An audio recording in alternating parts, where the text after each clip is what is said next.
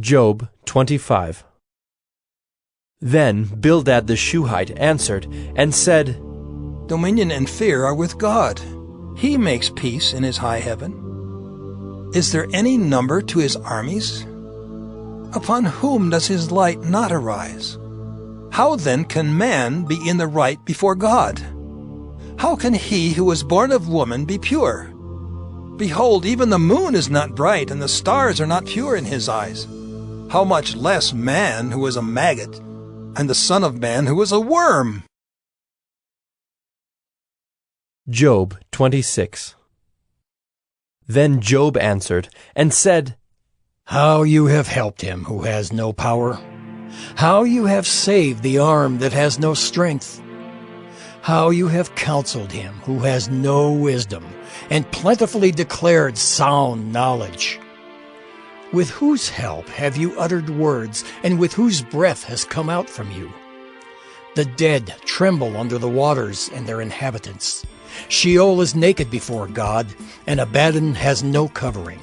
He stretches out the north over the void, and hangs the earth on nothing. He binds up the waters in his thick clouds, and the cloud is not split open under them. He covers the face of the full moon and spreads over it his cloud. He has inscribed a circle on the face of the waters at the boundary between light and darkness. The pillars of heaven tremble and are astounded at his rebuke. By his power he stilled the sea. By his understanding he shattered Rahab. By his wind the heavens were made fair. His hand pierced the fleeing serpent. Behold, these are but the outskirts of his ways, and how small a whisper do we hear of him. But the thunder of his power, who can understand? Job 27. And Job again took up his discourse, and said, As God lives, who has taken away my right, and the Almighty who has made my soul bitter?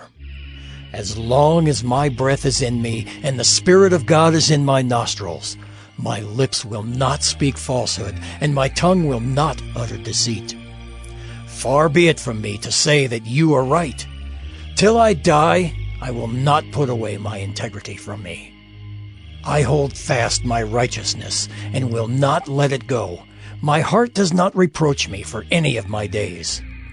Let my enemy be as the wicked, and let him who rises up against me be as the unrighteous. For what is the hope of the godless when God cuts him off, when God takes away his life? Will God hear his cry when distress comes upon him? Will he take delight in the Almighty? Will he call upon God at all times? I will teach you concerning the hand of God. What is with the Almighty I will not conceal. Behold, all of you have seen it yourselves. Why then have you become altogether vain? This is the portion of a wicked man with God, and the heritage that oppressors receive from the Almighty. If his children are multiplied, it is for the sword, and his descendants have not enough bread. Those who survive him the pestilence buries, and his widows do not weep. Though he heap up silver like dust, and pile up clothing like clay, he may pile it up, but the righteous will wear it, and the innocent will divide the silver. He builds his house like a moth's, like a booth that a watchman makes. He goes to bed rich, but will do so no more. He opens his eyes, and his wealth is gone. Terrors overtake him like a flood. In the night, a whirlwind carries him off. The east wind lifts him up, and he is gone. It sweeps him out of his place. It hurls at him without pity. He flees from its power in headlong flight. It claps its hands at him and hisses at him from its place. Job 28. Surely there is a mine for silver and a place for gold that they refine. Iron is taken out of the earth, and copper is smelted from the ore. Man puts an end to darkness and searches out to the farthest limit, the ore in gloom and deep darkness. He opens shafts in a valley away from where anyone lives. They are forgotten by travelers.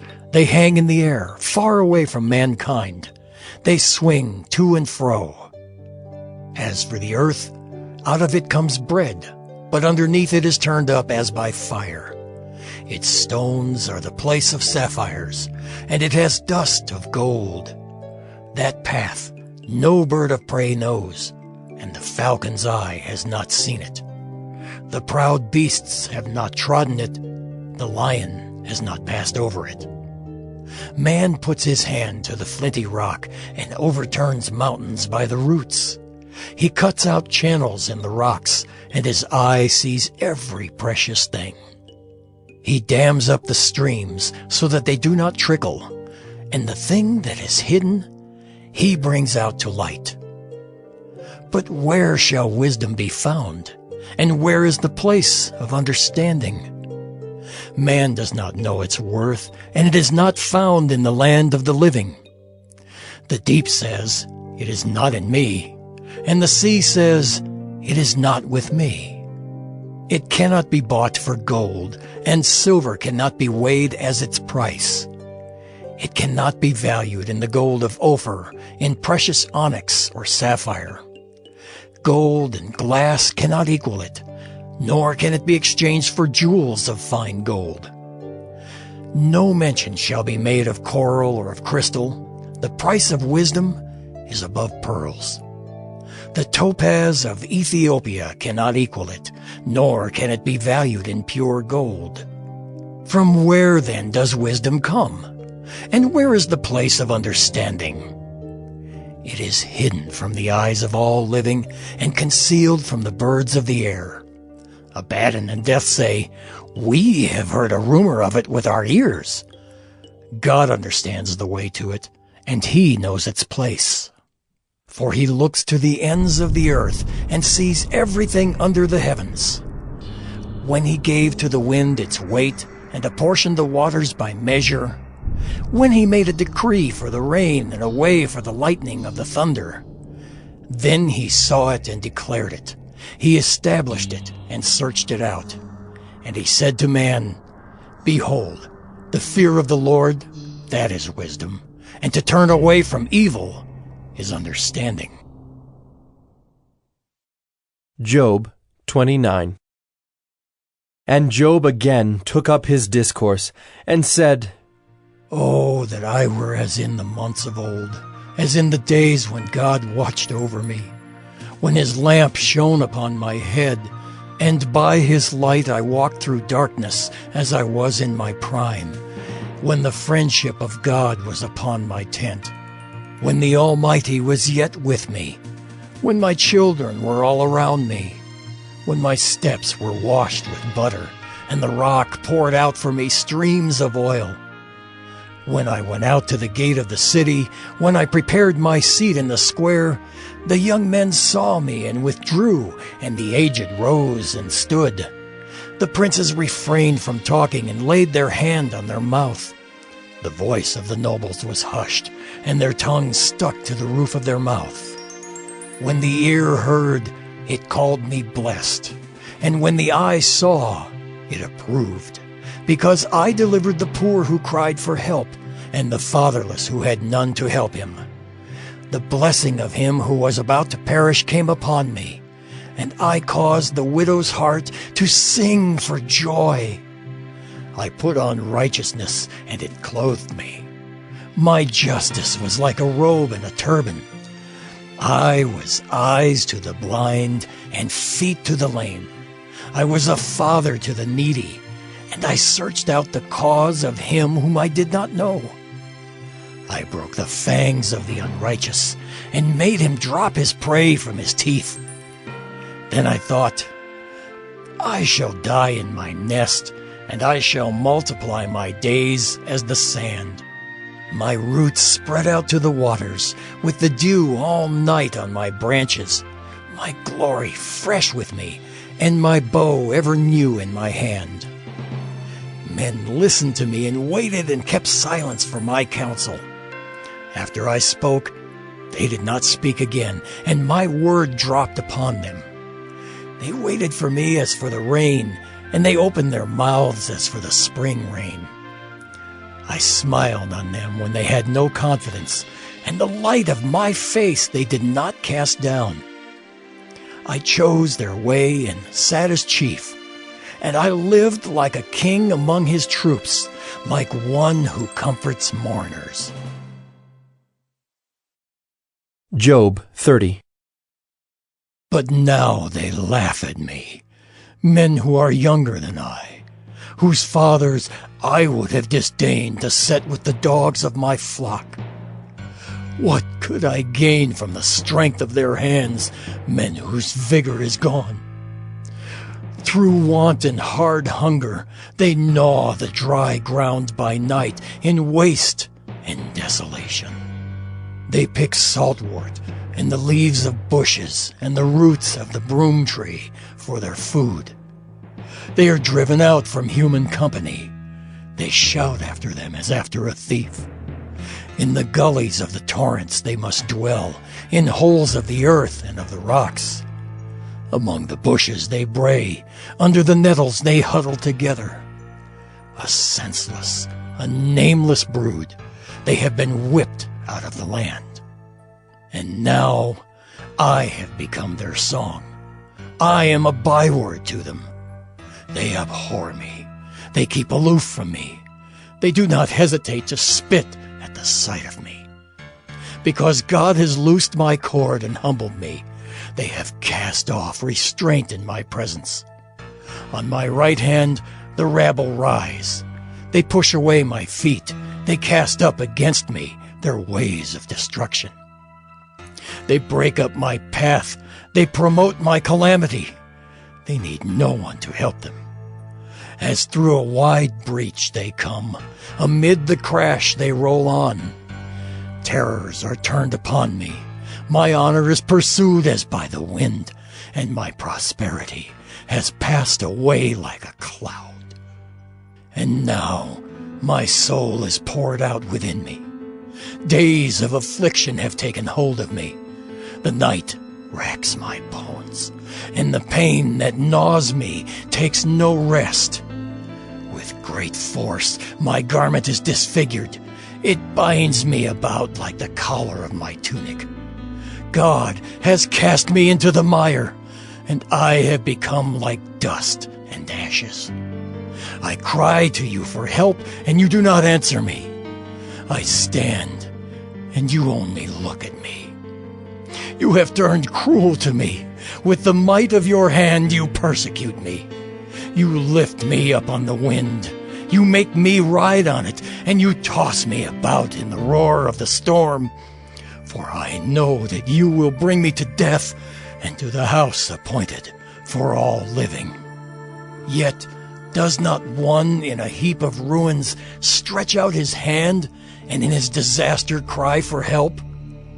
Did not I weep for him whose day was hard? Was not my soul grieved for the needy? But when I hoped for good, evil came, and when I waited for light, darkness came. My inward parts are in turmoil and never still. Days of affliction come to meet me. I go about darkened, but not by the sun. I stand up in the assembly and cry for help. I am a brother of jackals and a companion of ostriches. My skin turns black and falls from me, and my bones burn with heat. My lyre is turned to mourning, and my pipe to the voice of those who weep. Job 31. I have made a covenant with my eyes. How then could I gaze at a virgin?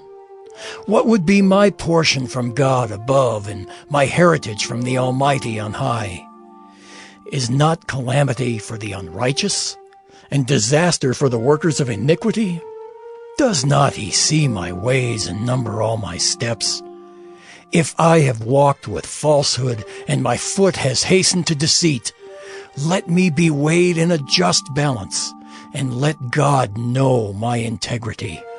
If my step is turned aside from the way and my heart has gone after my eyes, and if any spot is stuck to my hands, then let me sow and another eat, and let what grows from me be rooted out. If my heart has been enticed toward a woman, and I have lain in wait at my neighbor's door, then let my wife grind for another, and let others bow down on her. For that would be a heinous crime. That would be an iniquity to be punished by the judges. For that would be a fire that consumes as far as Abaddon, and it would burn to the root all my increase. If I have rejected the cause of my manservant or my maidservant when they brought a complaint against me, what then shall I do when God rises up? When he makes inquiry, what shall I answer him? Did not he who made me in the womb make him? And did not one fashion us in the womb?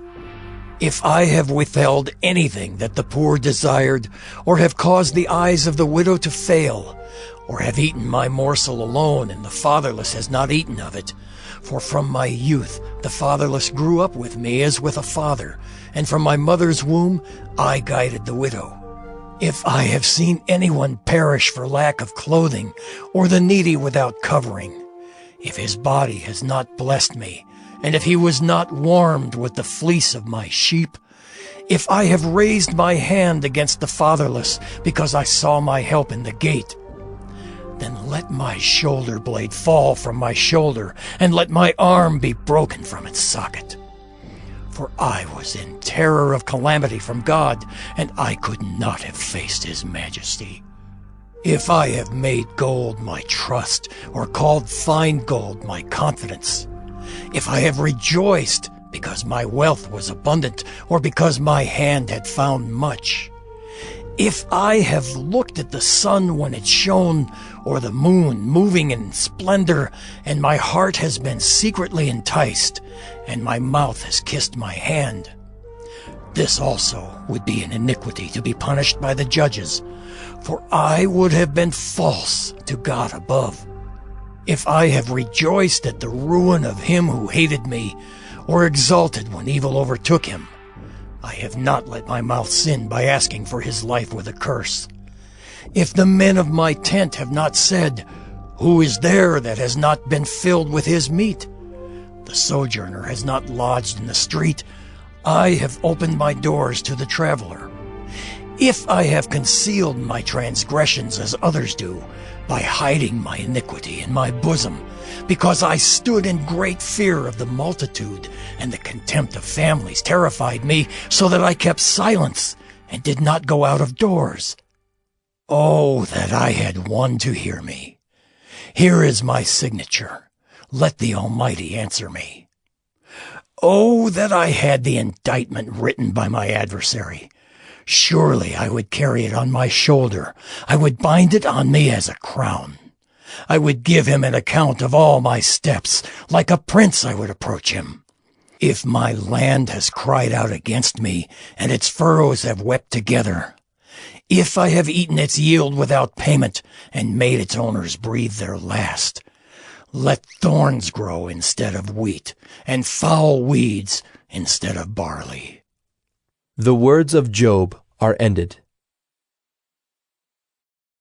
Job 32.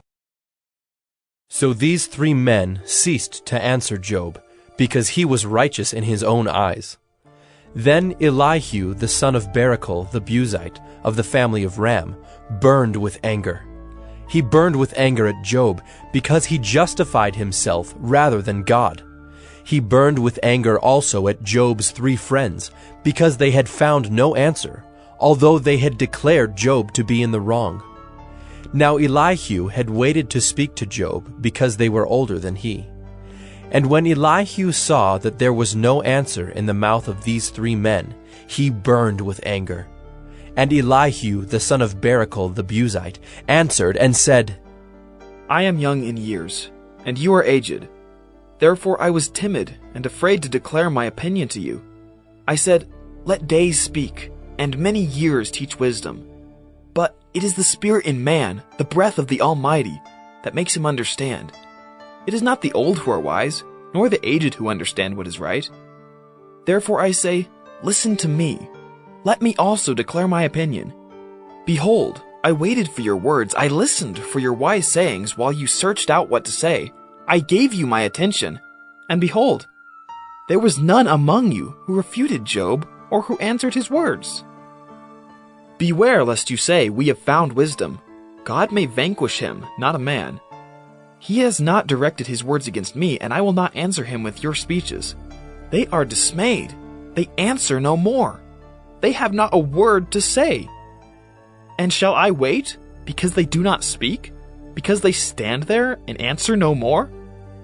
I also will answer with my share. I also will declare my opinion. For I am full of words. The spirit within me constrains me. Behold, my belly is like wine that has no vent, like new wineskins ready to burst. I must speak, that I may find relief. I must open my lips and answer. I will not show partiality to any man, or use flattery toward any person, for I do not know how to flatter, else my Maker would soon take me away. Job 33. But now, hear my speech, O Job, and listen to all my words. Behold, I open my mouth, the tongue in my mouth speaks. My words declare the uprightness of my heart, and what my lips know they speak sincerely. The Spirit of God has made me, and the breath of the Almighty gives me life. Answer me if you can. Set your words in order before me. Take your stand. Behold, I am toward God as you are. I too was pinched off from a piece of clay. Behold, no fear of me need terrify you. My pressure will not be heavy upon you. Surely you have spoken in my ears, and I have heard the sound of your words. You say, I am pure without transgression. I am clean, and there is no iniquity in me. Behold, he finds occasions against me. He counts me as his enemy. He puts my feet in the stocks, and watches all my paths. Behold, in this you are not right. I will answer you, for God is greater than man. Why do you contend against him, saying he will answer none of man's words? For God speaks in one way, and in two, though man does not perceive it. In a dream, in a vision of the night, when deep sleep falls on men, while they slumber on their beds. Then he opens the ears of men, and terrifies them with warnings, that he may turn man aside from his deed, and conceal pride from a man. He keeps back his soul from the pit, his life from perishing by the sword. Man is also rebuked with pain on his bed, and with continual strife in his bones, so that his life loathes bread, and his appetite the choicest food. His flesh is so wasted away that it cannot be seen, and his bones that were not seen stick out. His soul draws near the pit, and his life to those who bring death. If there be for him an angel, a mediator, one of the 1,000, to declare to man what is right for him, and he is merciful to him and says, Deliver him from going down into the pit. I have found a ransom. Let his flesh become fresh with youth. Let him return to the days of his youthful vigor. Then man prays to God, and he accepts him. He sees his face with a shout of joy, and he restores to man his righteousness. He sings before men and says, I sinned and perverted what was right, and it was not repaid to me. He has redeemed my soul from going down into the pit, and my life shall look upon the light. Behold, God does all these things twice, 3 times with a man, to bring back his soul from the pit, that he may be lighted with the light of life. Pay attention, O Job, listen to me. Be silent, and I will speak. If you have any words, answer me, speak, for I desire to justify you. If not, listen to me. Be silent, and I will teach you wisdom. Job 34. Then Elihu answered and said, Hear my words, you wise men, and give ear to me, you who know, for the ear tests words as the palate tastes food. Let us choose what is right. Let us know among ourselves what is good. For Job has said, I am in the right, and God has taken away my right. In spite of my right, I am counted a liar. My wound is incurable, though I am without transgression. What man is like Job, who drinks up scoffing like water, who travels in company with evildoers and walks with wicked men. For he has said, "It profits a man nothing that he should take delight in God." Therefore, hear me, you men of understanding. Far be it from God that he should do wickedness, and from the Almighty that he should do wrong. For according to the work of a man, he will repay him, and according to his ways, he will make it befall him. Of a truth, God will not do wickedly, and the Almighty will not pervert justice. Who gave him charge over the earth? And who laid on him the whole world? If he should set his heart to it, and gather to himself his spirit and his breath, all flesh would perish together, and man would return to dust. If you have understanding, hear this. Listen to what I say. Shall one who hates justice govern? Will you condemn him who is righteous and mighty, who says to a king, "Worthless one," and to nobles, "Wicked man," who shows no partiality to princes, nor regards the rich more than the poor, for they are all the work of his hands? In a moment they die. At midnight the people are shaken and pass away, and the mighty are taken away by no human hand. For his eyes are in the ways of a man, and he sees all his steps. There is no gloom or deep darkness where evildoers may hide themselves. For God has no need to consider a man further, that he should go before God in judgment. He shatters the mighty without investigation, and sets others in their place. Thus, knowing their works, he overturns them in the night, and they are crushed. He strikes them for their wickedness in a place for all to see, because they turned aside from following him, and had no regard for any of his ways, so that they caused the cry of the poor to come to him, and he heard the cry of the afflicted.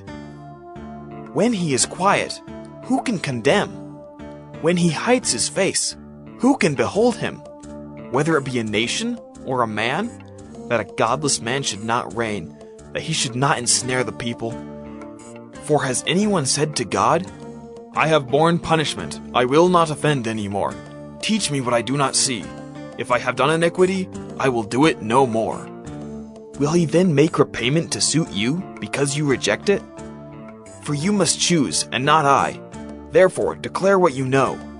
Men of understanding will say to me, and the wise man who hears me will say, "Job speaks without knowledge. His words are without insight." Would that Job were tried to the end, because he answers like wicked men. For he adds rebellion to his sin. He claps his hands among us and multiplies his words against God. Job 35. And Elihu answered and said, Do you think this to be just? Do you say, "It is my right before God"? That you ask, "What advantage have I? How am I better off than if I had sinned?" I will answer you, and your friends with you. Look at the heavens and see, and behold the clouds, which are higher than you. If you have sinned, what do you accomplish against him? And if your transgressions are multiplied, what do you do to him? If you are righteous, what do you give to him? Or what does he receive from your hand? Your wickedness concerns a man like yourself, and your righteousness a son of man. Because of the multitude of oppressions, people cry out. They call for help because of the arm of the mighty.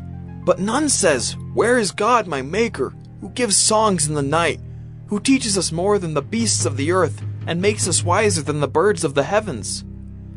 There they cry out, but he does not answer, because of the pride of evil men. Surely God does not hear an empty cry, nor does the Almighty regard it. How much less when you say that you do not see him, that the case is before him, and you are waiting for him. And now, because his anger does not punish, and he does not take much note of transgression, Job opens his mouth in empty talk. He multiplies words without knowledge. Job 36.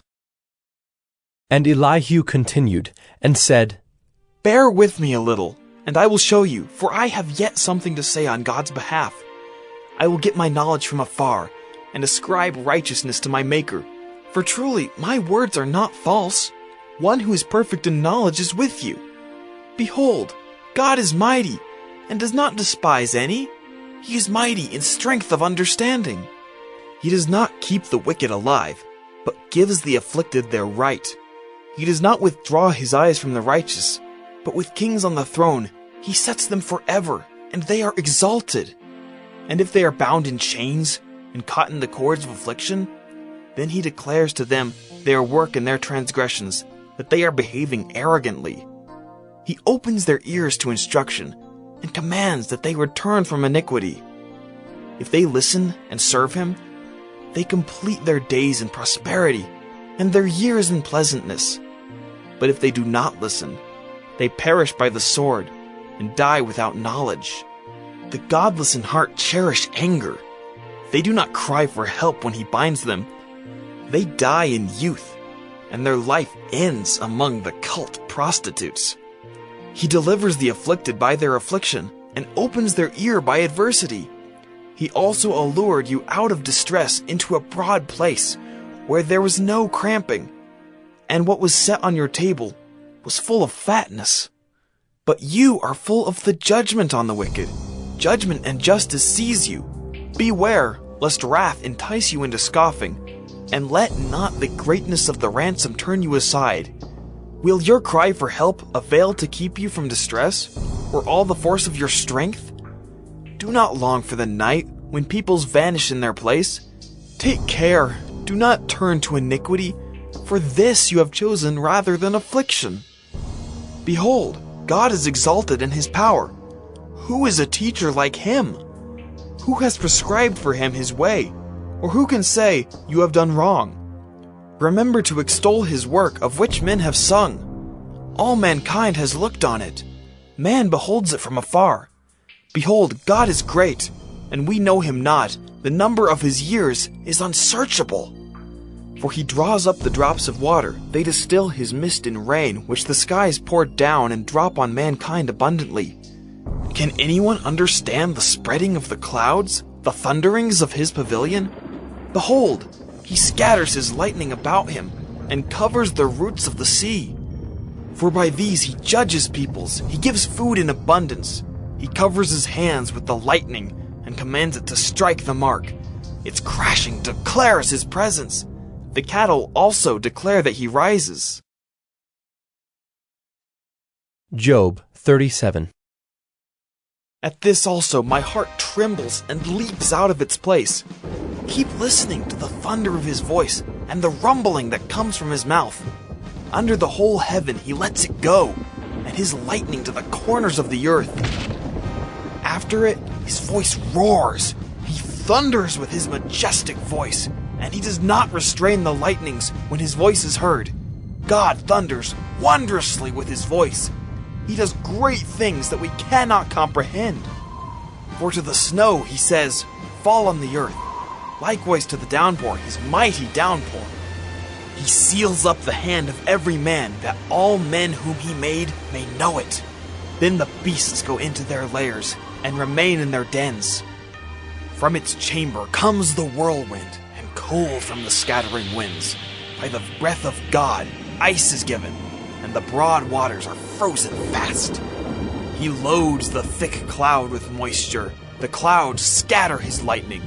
They turn around and around by his guidance, to accomplish all that he commands them on the face of the habitable world.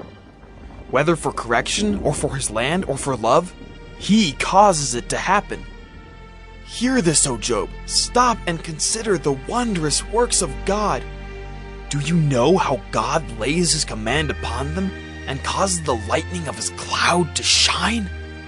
Do you know the balancings of the clouds, the wondrous works of him who is perfect in knowledge? You whose garments are hot when the earth is still because of the south wind? Can you, like him, spread out the skies, hard as a cast metal mirror? Teach us what we shall say to him. We cannot draw up our case because of darkness. Shall it be told him that I would speak? Did a man ever wish that he would be swallowed up? And now, no one looks on the light when it is bright in the skies, when the wind has passed and cleared them. Out of the north comes golden splendor. God is clothed with awesome majesty. The Almighty, we cannot find him. He is great in power. Justice and abundant righteousness he will not violate. Therefore men fear him. He does not regard any who are wise in their own conceit. Job 38. Then the Lord answered Job out of the whirlwind and said, Who is this that darkens counsel by words without knowledge? Dress for action like a man. I will question you, and you make it known to me. Where were you when I laid the foundation of the earth? Tell me if you have understanding. Who determined its measurements? Surely you know. Or who stretched the line upon it? On what were its bases sunk? Or who laid its cornerstone when the morning stars sang together, and all the sons of God shouted for joy? Or who shut in the sea with doors when it burst out from the womb? When I made clouds its garment and thick darkness its swaddling band, and prescribed limits for it, and set bars and doors, and said, Thus far shall you come, and no farther, and here shall your proud waves be stayed. Have you commanded the morning since your days began, and caused the dawn to know its place, that it might take hold of the skirts of the earth, and the wicked be shaken out of it? It is changed like clay under the seal, and its features stand out like a garment. From the wicked their light is withheld, and their uplifted arm is broken. Have you entered into the springs of the sea, or walked in the recesses of the deep? Have the gates of death been revealed to you, or have you seen the gates of deep darkness? Have you comprehended the expanse of the earth? Declare if you know all this. Where is the way to the dwelling of light? And where is the place of darkness, that you may take it to its territory, and that you may discern the paths to its home? You know, for you were born then, and the number of your days is great. Have you entered the storehouses of the snow, or have you seen the storehouses of the hail, which I have reserved for the time of trouble, for the day of battle and war? What is the way to the place where the light is distributed, or where the east wind is scattered upon the earth? Who has cleft a channel for the torrents of rain, and a way for the thunderbolt, to bring rain on a land where no man is, on the desert in which there is no man, to satisfy the waste and desolate land, and to make the ground sprout with grass? Has the rain a father? Or who has begotten the drops of dew? From whose womb did the ice come forth? And who has given birth to the frost of heaven? The waters become hard like stone, and the face of the deep is frozen. Can you bind the chains of the Pleiades, or loose the cords of Orion? Can you lead forth the Mazzaroth in their season, or can you guide the bear with its children? Do you know the ordinances of the heavens? Can you establish their rule on the earth? Can you lift up your voice to the clouds, that a flood of waters may cover you? Can you send forth lightnings, that they may go and say to you, Here we are? Who has put wisdom in the inward parts, or given understanding to the mind? Who can number the clouds by wisdom? Or who can tilt the water skins of the heavens, when the dust runs into a mass, and the clods stick fast together? Can you hunt the prey for the lion, or satisfy the appetite of the young lions when they crouch in their dens, or lie in wait in their thicket? Who provides for the raven its prey when its young ones cry to God for help, and wander about for lack of food? Job 39. Do you know when the mountain goats give birth? Do you observe the calving of the does? Can you number the months that they fulfill? And do you know the time when they give birth? When they crouch, bring forth their offspring, and are delivered of their young. Their young ones become strong. They grow up in the open. They go out and do not return to them. Who has let the wild donkey go free? Who has loosed the bonds of the swift donkey, to whom I have given the arid plain for his home, and the salt land for his dwelling place? He scorns the tumult of the city. He hears not the shouts of the driver. He ranges the mountains as his pasture, and he searches after every green thing. Is the wild ox willing to serve you? Will he spend the night at your manger? Can you bind him in the furrow with ropes? Or will he harrow the valleys after you? Will you depend on him because his strength is great? And will you leave to him your labor? Do you have faith in him that he will return your grain and gather it to your threshing floor? The wings of the ostrich wave proudly, but are they the pinions and plumage of love? For she leaves her eggs to the earth and lets them be warmed on the ground, forgetting that a foot may crush them and that the wild beast may trample them. She deals cruelly with her young, as if they were not hers. Though her labor be in vain, yet she has no fear, because God has made her forget wisdom and given her no share in understanding. When she rouses herself to flee, she laughs at the horse and his rider. Do you give the horse his might? Do you clothe his neck with a mane? Do you make him leap like the locust? His majestic snorting is terrifying. He paws in the valley and exults in his strength. He goes out to meet the weapons. He laughs at fear and is not dismayed. He does not turn back from the sword. Upon him rattle the quiver, the flashing spear and the javelin. With fierceness and rage he swallows the ground. He cannot stand still at the sound of the trumpet. When the trumpet sounds, he says, "Aha!" He smells the battle from afar, the thunder of the captains and the shouting. Is it by your understanding that the hawk soars and spreads his wings toward the south? Is it at your command that the eagle mounts up and makes his nest on high? On the rock he dwells and makes his home, on the rocky crag and stronghold. From there he spies out the prey. His eyes behold it from far away. His young ones suck up blood, and where the slain are, there is he. Job 40. And the Lord said to Job, Shall a fault finder contend with the Almighty? He who argues with God, let him answer it. Then Job answered the Lord and said, Behold, I am of small account. What shall I answer you? I lay my hand on my mouth. I have spoken once, and I will not answer. Twice, but I will proceed no further. Then the Lord answered Job out of the whirlwind and said, Dress for action like a man. I will question you, and you make it known to me. Will you even put me in the wrong? Will you condemn me that you may be in the right? Have you an arm like God, and can you thunder with a voice like his? Adorn yourself with majesty and dignity. Clothe yourself with glory and splendor. Pour out the overflowings of your anger, and look on everyone who is proud and abase him.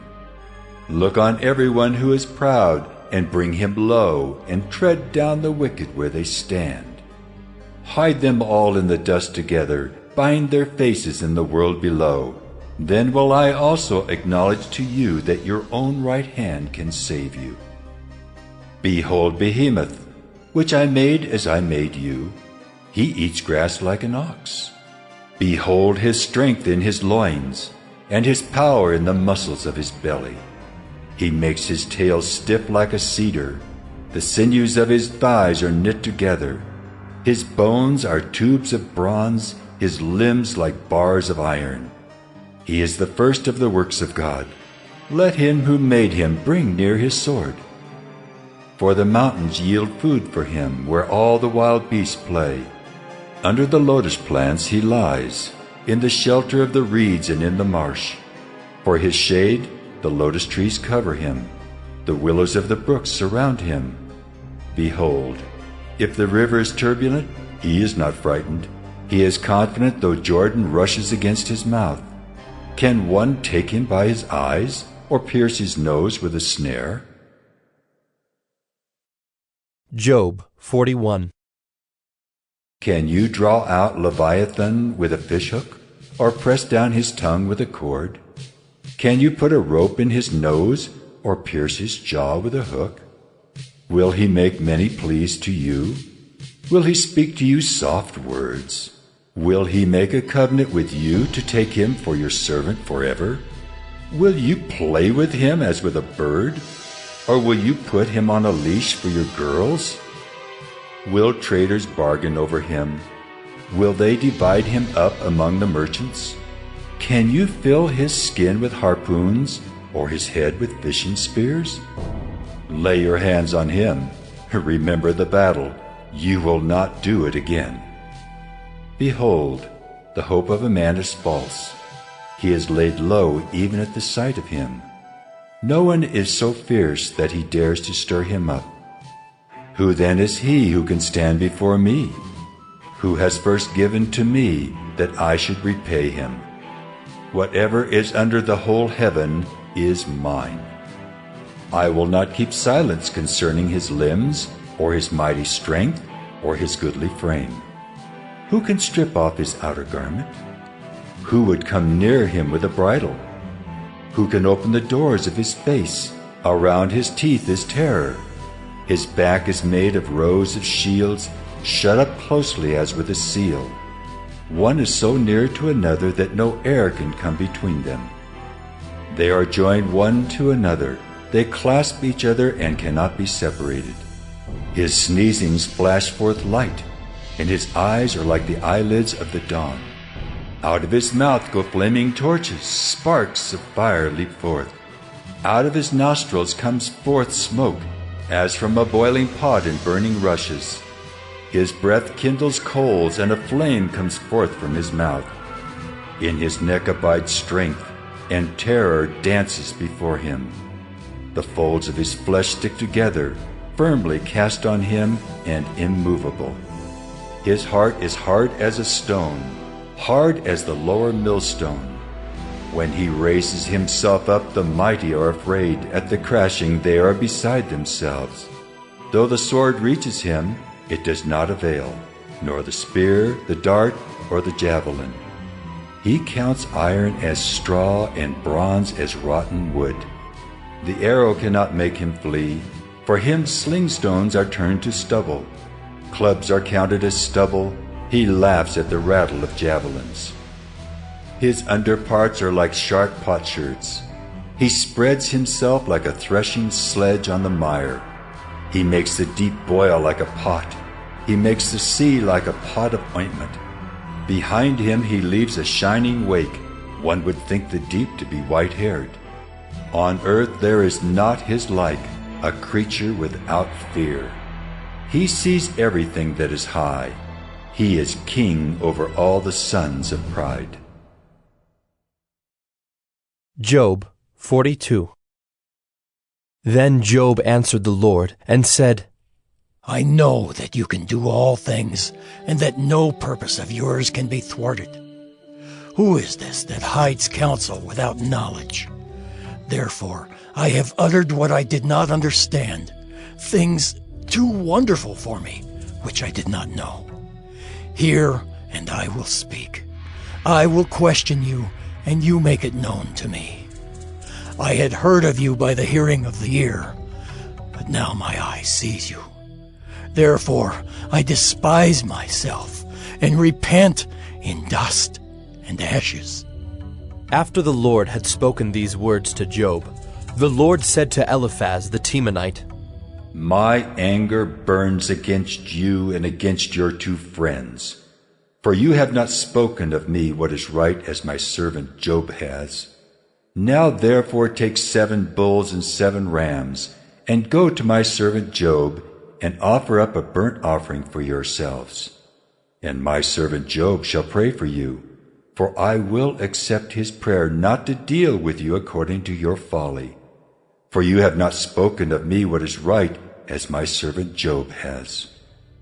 So Eliphaz the Temanite, and Bildad the Shuhite, and Zophar the Naamathite went and did what the Lord had told them, and the Lord accepted Job's prayer. And the Lord restored the fortunes of Job when he had prayed for his friends. And the Lord gave Job twice as much as he had before. Then came to him all his brothers and sisters, and all who had known him before, and ate bread with him in his house. And they showed him sympathy and comforted him for all the evil that the Lord had brought upon him. And each of them gave him a piece of money and a ring of gold. And the Lord blessed the latter days of Job more than his beginning. And he had 14,000 sheep, 6,000 camels, 1,000 yoke of oxen, and 1,000 female donkeys. He had also 7 sons and 3 daughters. And he called the name of the first daughter Jemimah, and the name of the second Keziah, and the name of the third Karen-Happuch. And in all the land there were no women so beautiful as Job's daughters. And their father gave them an inheritance among their brothers. And after this Job lived 140 years, and saw his sons and his sons' sons 4 generations. And Job died an old man and full of days.